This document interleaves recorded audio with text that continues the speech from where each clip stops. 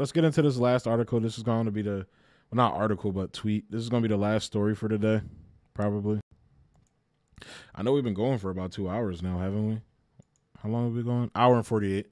So it's been a good stream. It's been a dope stream. But let's go ahead and get into this last, like, you know, story, I guess. Then I will bid you adieu.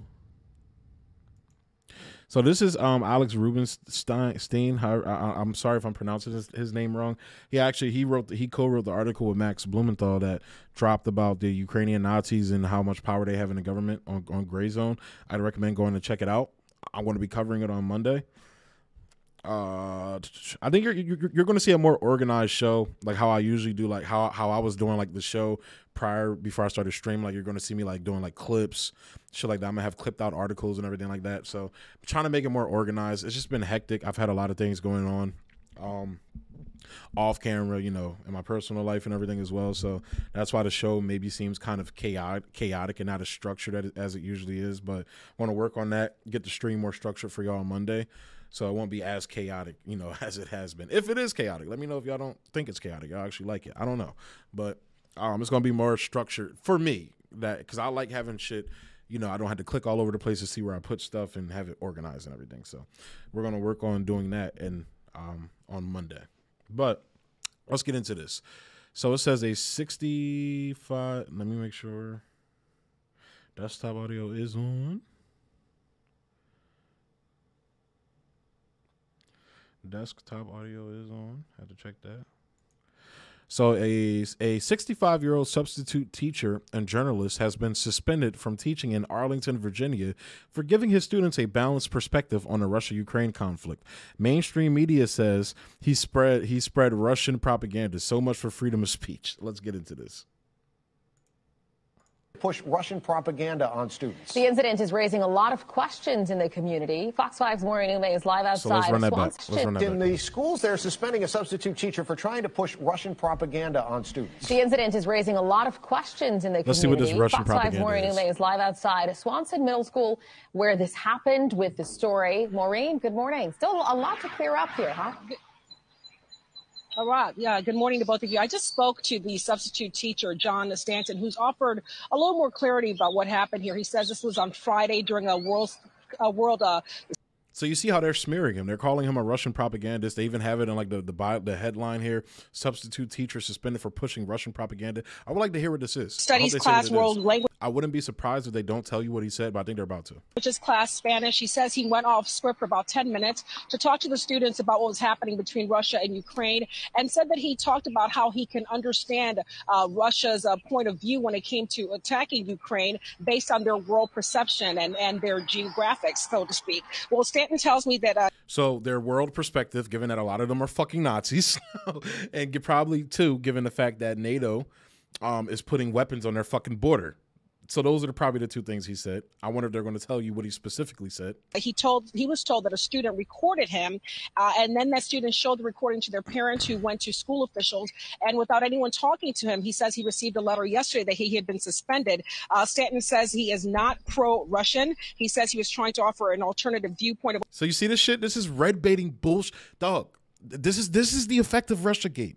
This is the effect of Russiagate. He's a teacher's a fucking Russian. Do you understand the historical context of teachers in the Red Scare during the 60s?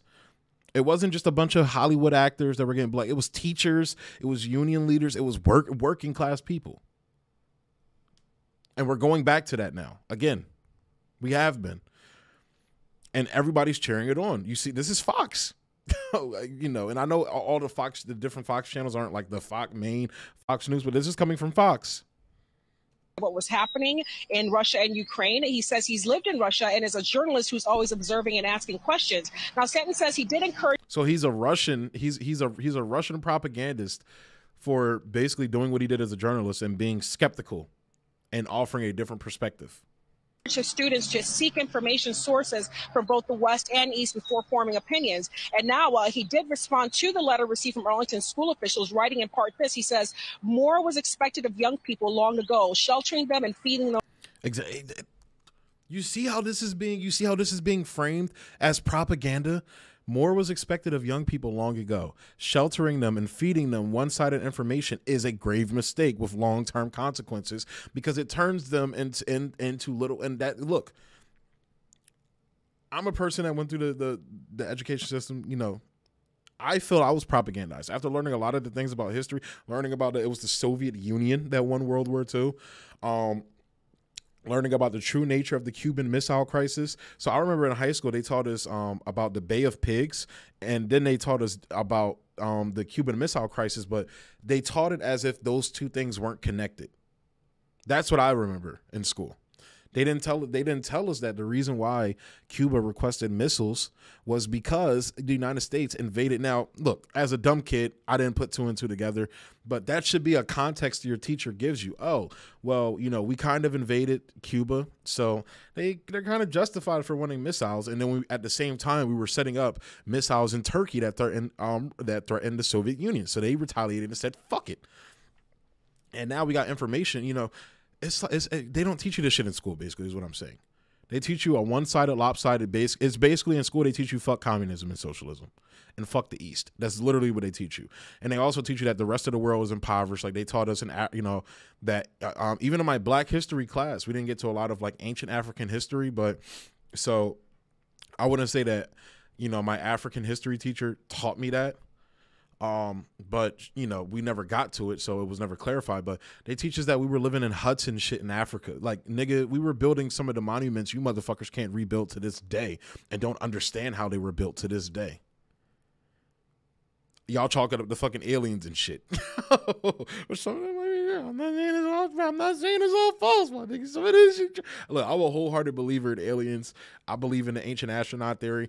Call me crazy. I just don't believe in it to the extent that like the ancient aliens niggas do. Like everything. Aliens. Oh, like this guy wiped his ass with toilet paper and we found the toilet paper 100 years later. How did they make the toilet paper he used to wipe his ass? Aliens. Like, I'm not one of those guys. You feel me? I'm not that guy. But still, regardless. You know, they teach you that, you know, these countries around were just impoverished and the world was horrible until the gracious and beautiful United States came along. You saw how we took those African people from Africa and gave them civilization. You saw how we bought the land. We bought the land from the Native Americans and we civilized. This is the bullshit they teach you in school. Well, I'm not saying exactly that, but it's a very pretty, rosy picture of history. One-sided information and now apparently with current events, they're feeding kids straight up propaganda. Like you might as well just sit your kid in front of the TV, pick your flavor of propaganda. You know, whether you're watching, you know, mainstream media wise, if you're a conservative or a liberal, if you're a liberal, just sit your kid in front of the TV, watch MSNBC and CNN for current events. Or if you're a conservative, sit your kid in front of Fox News or OAN, even fucking, you know, going to the YouTube side, sit your kid in front of the TV watching Ben Shapiro or Steven Crowder or whatever. And on the liberal side, you know, the Young Turks Majority Report, and you're still going to get the same bullshit. Is a grave mistake with long-term consequences. Now, Stan does have a very lengthy resume, and as I pointed out in my earlier reports, he has written for some pro-Russia propaganda outlets like Pravda, but he says he counters that he's also written for pro-democracy outlets like Counterpunch, and so there is really quite a balance. Again, he says he's a journalist. He's a Russian who observes and writes about things in his long career. He says he's 65 years old, has no intention of, because he probably is a balanced journalist. Like, he doesn't take a position on things. And when you're a journalist like that, you don't get to write for the New York Times. You don't get to write for the Washington Post that's owned by Jeff Bezos, who also has a contract with the CIA. You see how that's weird? They talk about, like, going back to the RT story, they talk about, like, you know, state-ran media. Jeff Bezos owns the Washington Post, and he has a deal with the literal CIA. But that's not state-run media. Reseeking his job here at Swanson Middle School, because at this point he says he believes it's a lost cause. He says he's a writer, and that's what he'll continue to do. Back to you.